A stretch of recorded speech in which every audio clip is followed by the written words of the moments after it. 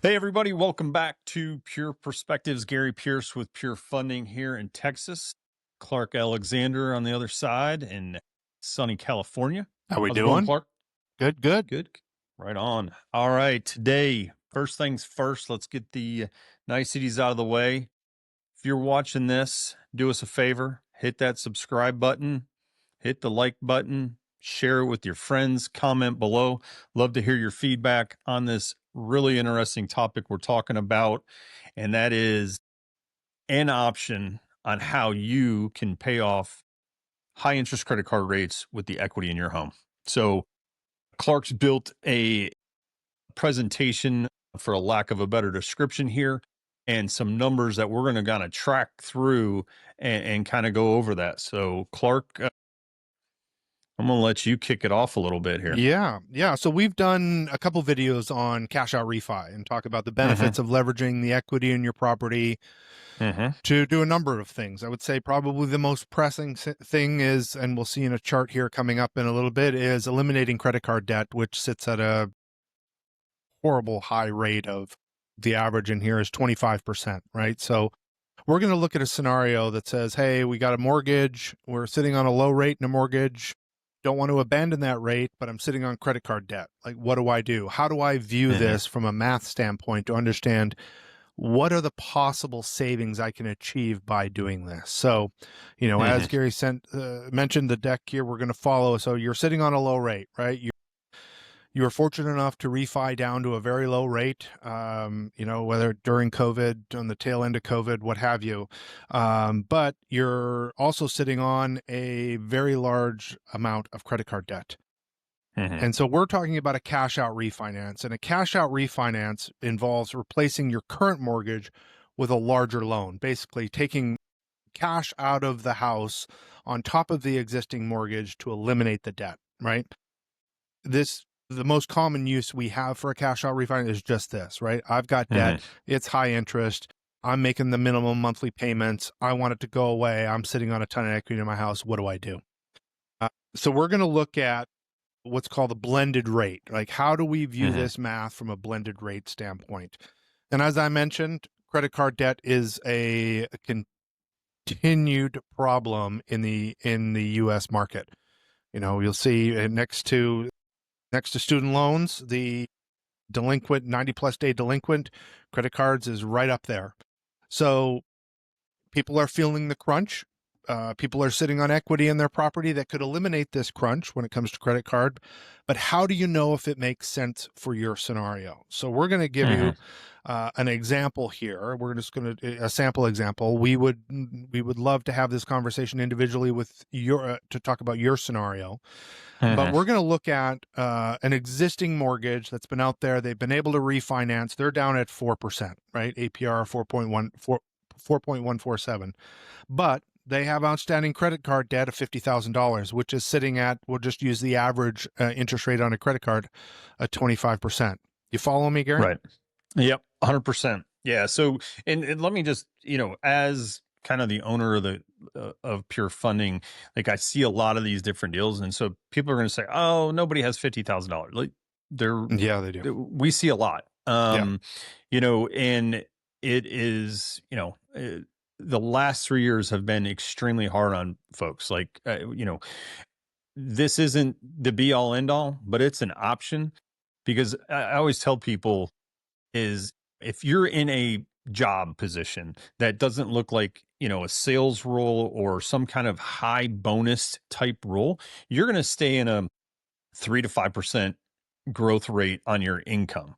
So there's not going to be this windfall of money that comes in to pay this credit card off. And what Clark's going to show is like where that opportunity falls. And so, yeah, we're talking about big numbers, but like the math, like this isn't our making up a generic number. Like it's out there, it's happening. We see it every day. The data shows it. And so here's something that you can look at to consider to eliminate that high interest credit card. 100%. So in this scenario, we had an outstanding mortgage of $200,000 at 4%.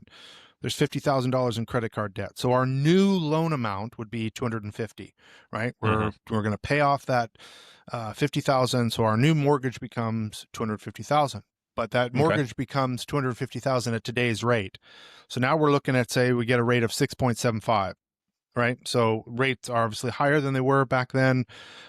So we need to figure out what is the blended rate of our credit card and mortgage payment before the refinance, and what is the blended rate after the refinance, and then let's look at the interest savings that we're going to achieve by doing this, right? So the $200,000 mortgage at 4%, that's at $8,000 of mortgage interest. The credit card, on the other hand, at 25% is 12,500. So you're looking at total interest expense of $18,000 in just interest on those two deals, right? Hmm. And so you're looking at a total of 30,500.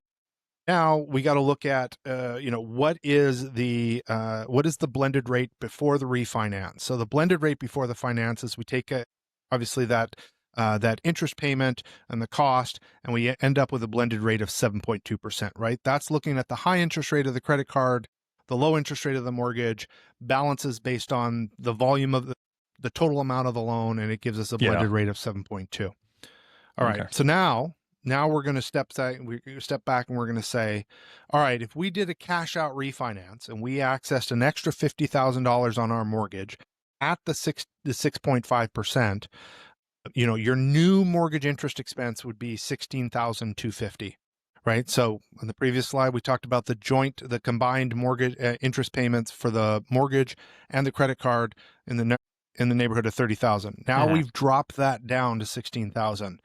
And then when we look at the blended rate by doing this, and this is the big thing that I think I get it. You're sitting on a low rate. Why would I abandon that rate? I think you need to step back and look at it from what is that rate costing you in concert with other debt that you have.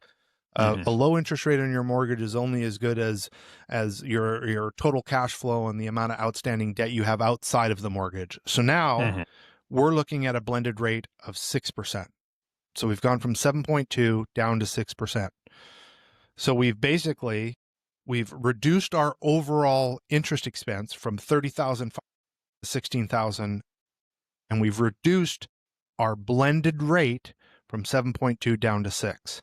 So this math demonstrates the potential savings by leveraging the equity in your property in a cash out refinance mortgage. Yes, your mortgage interest rate is going to go up, but blended and the cost of the interest that you're going to pay is going to go way down, right? So it's an improvement to cash flow. And again, you can always refi that mortgage down the road if we get down sub 5, whatever it may be, you are able Hmm. to refinance. The credit card debt is gone, right? So you're no longer paying that interest on that debt. So, this is a real world scenario that, I feel like in our previous videos, Gary's, we've talked about cash out refinance as an idea. But the argument I get in the real world and out talking to people is, I'm sitting on 3%. I wouldn't touch it.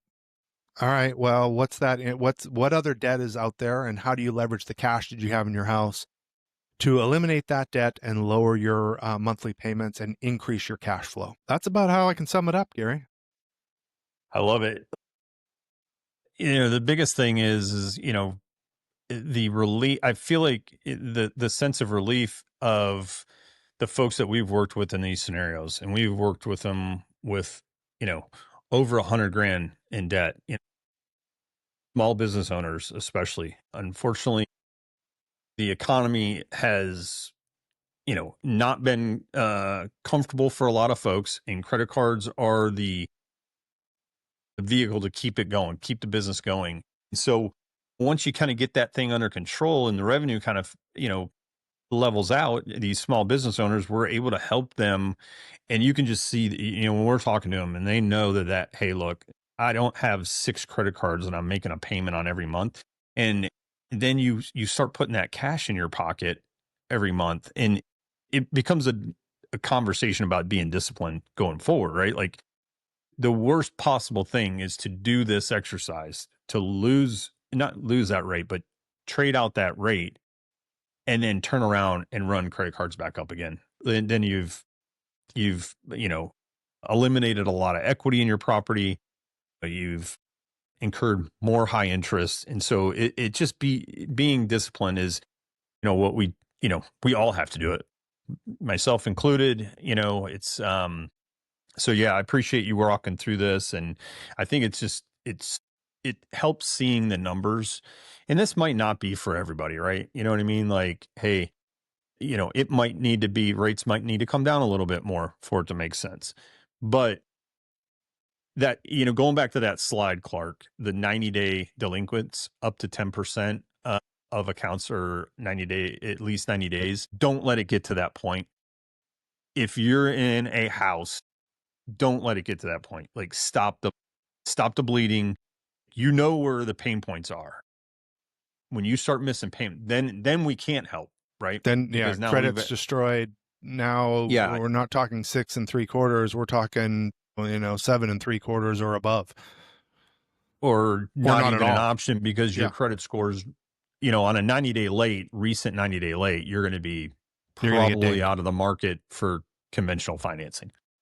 So yeah, this is good stuff. I appreciate it. And again, guys, if there's any questions you have, make sure drop the comments below. Love to hear your feedback as to how, what your situation looks like, and what you think about if this makes sense to use that resource, that equity that you have. Drop comments below, and don't forget, hit the subscribe button. We got more content coming your way. Thanks, Clark. Thank you. Have a good day, everybody.